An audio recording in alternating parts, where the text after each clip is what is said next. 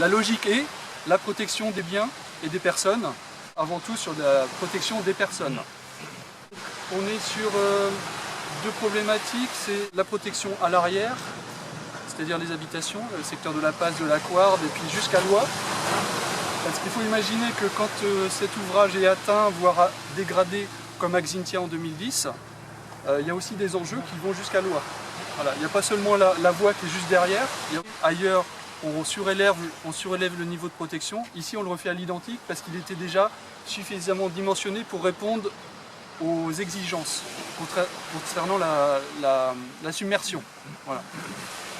L'attente de l'État, les services de l'État qui protègent les sites, c'est un impact paysager le moins perceptible possible, c'est-à-dire une intégration paysagère optimisée. Alors, il faut que nous, en faisant un ouvrage très moderne, on puisse réussir à jongler avec ça. Je vous avoue que c'est pas simple. Et donc Xintia c'est 8 mètres en côte marine. Donc 8 mètres en côte marine, ça va être à peu près par ici. 8 mètres. Vous voyez? Ouais. Et Xintia plus 20 est un peu au-dessus. Et la revanche est beaucoup plus importante. Donc ce qu'on appelle la revanche, c'est la marge entre le plus haut niveau de protection qu'on souhaite atteindre et la cote d'Arras, on appelle ça la cote maximale de l'ouvrage. Parce qu'ici, on est sur une logique aussi d'agitation, c'est-à-dire on a beaucoup de sollicitations maritimes, je pense qu'il y a beaucoup de rétés parmi nous qui connaissent le secteur et qui voient que quand la mer est très agitée ici, il y a des franchissements. Hein.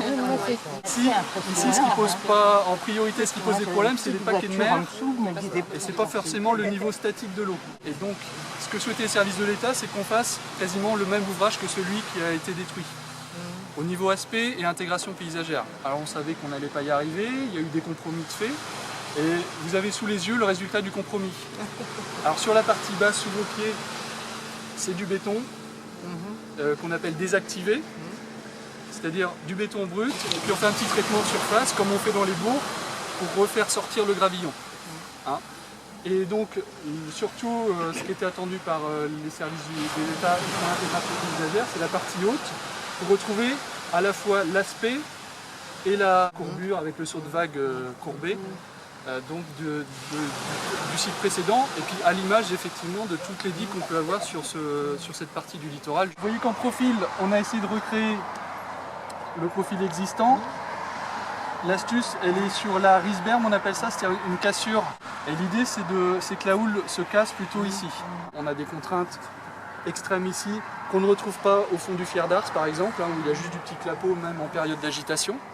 Mais ici, c'est l'essentiel, c'est de résister aux charges dynamiques de la mer. Donc c'est pour ça qu'on est sur une logique de conception en caisson de pales planches. Alors les pales planches, c'est ce que vous voyez ici. Ça va rester? Non. Alors, le rideau de pales planches que vous voyez, c'est bien provisoire. Et donc ce rideau, c'est la troisième fois qu'il est utilisé.